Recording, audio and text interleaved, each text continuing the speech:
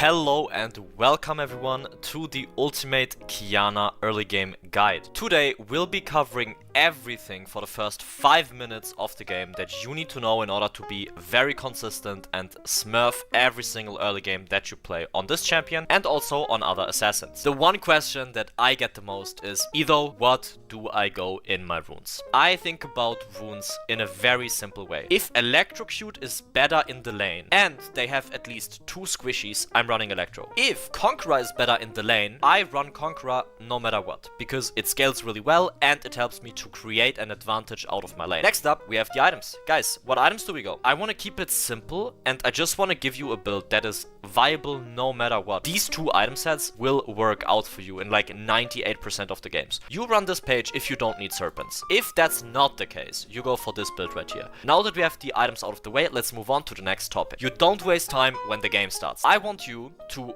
walk into the mid lane and then you check for invades. You basically sit in the middle of the lane, you get vision to both of the bushes that are in there, and then you basically see if they are walking into that area or not. Then at like minute 110, 115, you can start sneaking into the raptor pit to track the enemy jungle. You want to ping the enemy jungle when they are on vision, and then you can ping your side lanes so they don't die. The first main important thing is that you maintain 95% to 100% HP in your first 3 levels. This is really important because you want to play off the bounce. You don't want to waste any abilities on the wave, so you basically use movements to bait enemy abilities, and that gives you freedom to walk up and now CS in peace. And then you want to play off the bounce level 2 or 3. You need to get a beneficial trade, so you manage a beneficial trade in order to get 1 out of 2 things. You either want to dive and kill your opponent, or you can simply force a bad base. So they are way too low, they have to reset and TP back without good items. This allows you to now reset with more items. And that leads us to the next topic. You can now maintain and extend your lead. The first thing is